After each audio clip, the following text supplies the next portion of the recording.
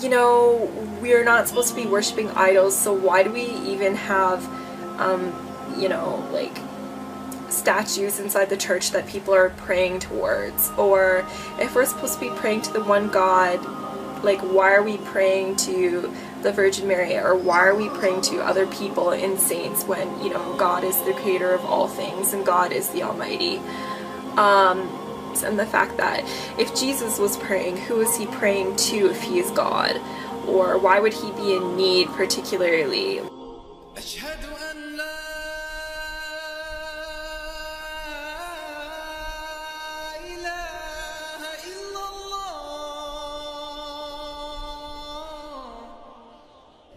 أشهد أن محمدًا رسول الله.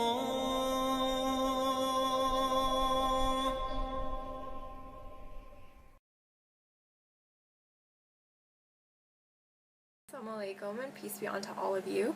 I'm here today. I just wanted to share with you briefly my story as to how and why I converted to Islam. So I'll just get started.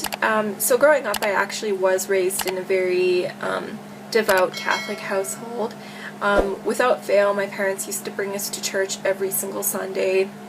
We used to practice all of the holidays and celebrate all the holidays in the religious sense. My parents would fast on Fridays.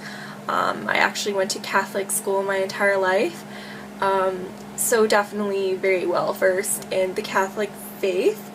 But the one thing I will say is, even just growing up, I did know a lot about the faith, but I was never really brought to think about why I was particularly doing things, or you wouldn't really think very deeply into theology particularly. And you know, it was after the fact when I finished high school and I started going to post-secondary education, like college, university, that was when I finally actually started thinking a little bit about my faith.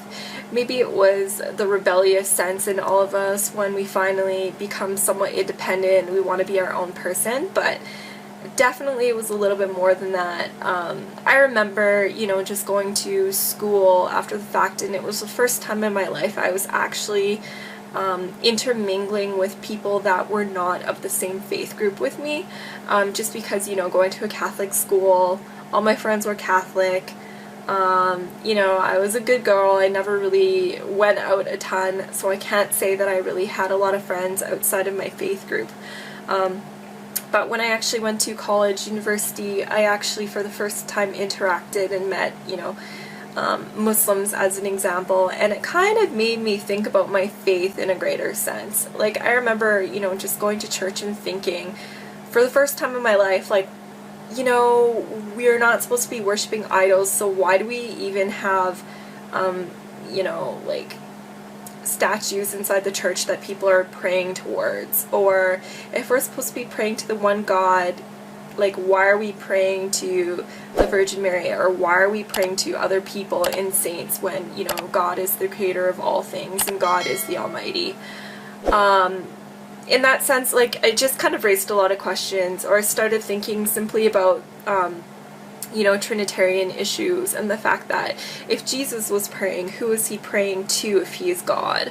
Or why would he be in need particularly? Like, a lot of these things, no matter who I would talk to, wouldn't really have a great resolution. You know, just to name a couple of other things, like, if God is eternal, then how could God die? Like, I really just couldn't wrap my head around a lot of these issues, and the more research I did, the more I realized that a lot of these theological issues came after the fact, and the pure Christianity was actually Unitarian. But it was the later kind of additions that changed the faith to make it what we know it as today, particularly, meaning kind of more of a Pauline Christianity. But I won't get into that. So generally, at that point, that was kind of when I was questioning a little bit more. But I really didn't have much of a solution. I just had questions. I started kind of looking into agnosticism, just because I figured, you know, if Christianity is wrong and, you know, all of these other religions are quote-unquote polytheistic, and I can't really accept that. They're either polytheistic or they're not particularly religions. They're more kind of like ways of thinking and whatnot. I don't really want to be involved with any of these, and I never really found a good monotheistic solution, but at the same time I wasn't really looking much into religion. You know, but then it got to a point where I actually got in discussion about religion with some Muslims, actually, when I was at school. And I really didn't know much about their faith, to be quite honest. I had all of the stereotypical kind of ideas as to what Islam actually was. You know, the fact that it was terrorist mongering and a violent faith, and you know, they just want to convert everyone by the sword, quote unquote, or you know, intolerant, they just want to kill everybody that didn't agree with them. You know, very, very shallow kind of ideas as to what this faith was. But the more I kind of started asking questions about it, the more I was kind of finding myself strangely attracted to this religion, basically because of the fact that they believed in the existence of the one God. They believed in God's oneness. They believed in God's eternity, everlastingness, you know, but without all of the mental confusion. It was just, you know, basically belief was broken down into the fundamentals, and it was something that everyone would be able to digest without actually having to do any mental gymnastics.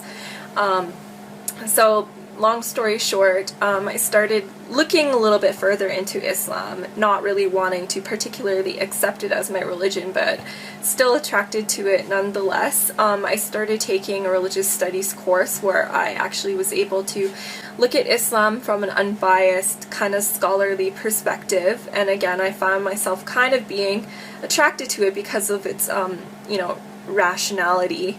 And the fact that Islam could meet kind of belief in science halfway. It was rational, but it had proof at the same time. It wasn't just asking you to believe without any questioning or proof whatsoever. So again, looking into the Quran, I found the exact same thing. You know, Allah would command His servants to question or think about things or ponder about things, and that was something that I definitely wasn't used to previously with the Bible, and something that was very attractive for me. Actually pondering and meditating about my religion, you know, it kind of gave me some kind of peace in my heart that I was really, again, becoming very attracted to, but again, I wouldn't accept Islam as my religion until I was entirely sure about it. You know, so again, reading more into the Quran, I was finally also able to put Judaism and Christianity into perspective, particularly looking into the role of prophets.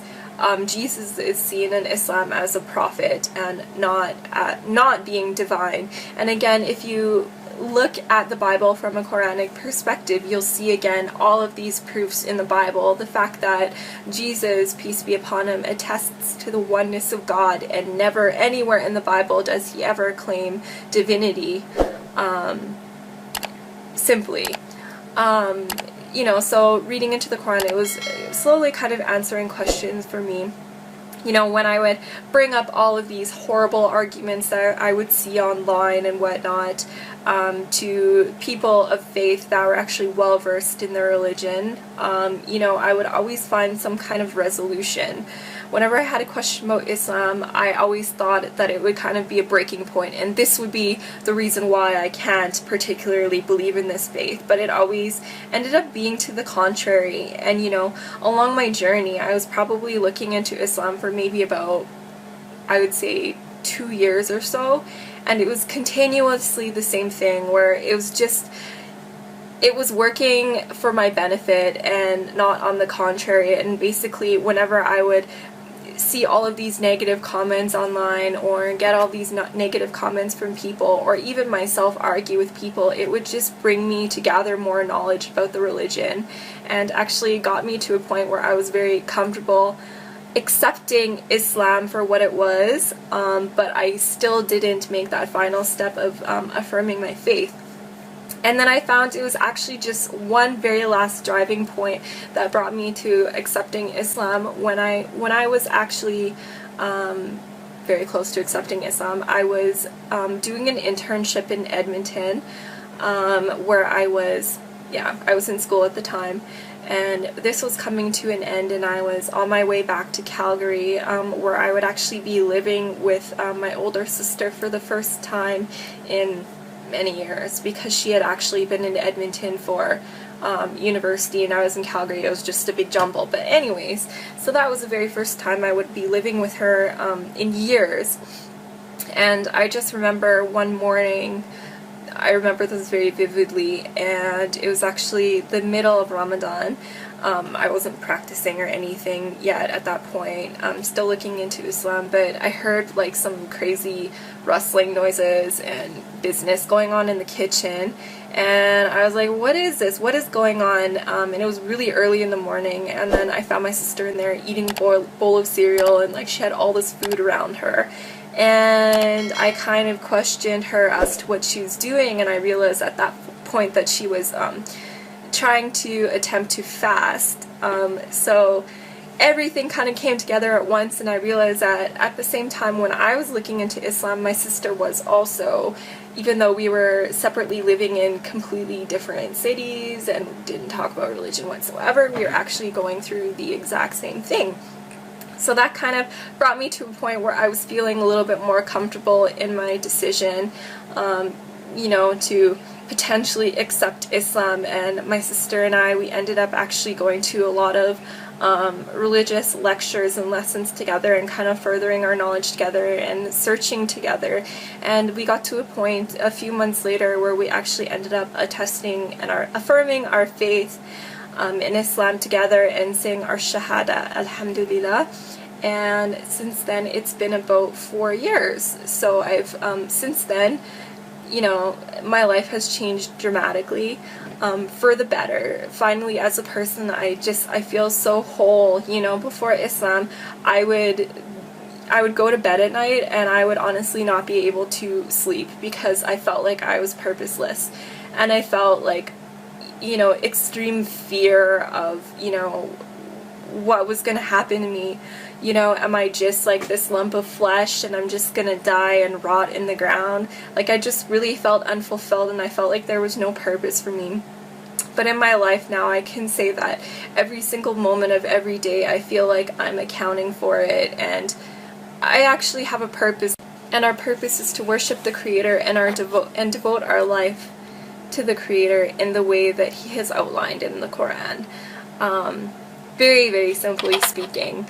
But anyways, so that's my story. I'm gonna keep it short and leave it at that, but inshallah, I hope any of you out there perhaps benefited from this story, and I hope to be of service to anybody, you know, with any questions about Islam whatsoever.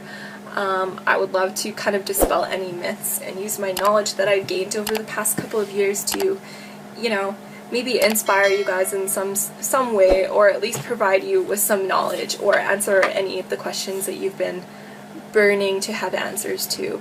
But for now, assalamu alaikum.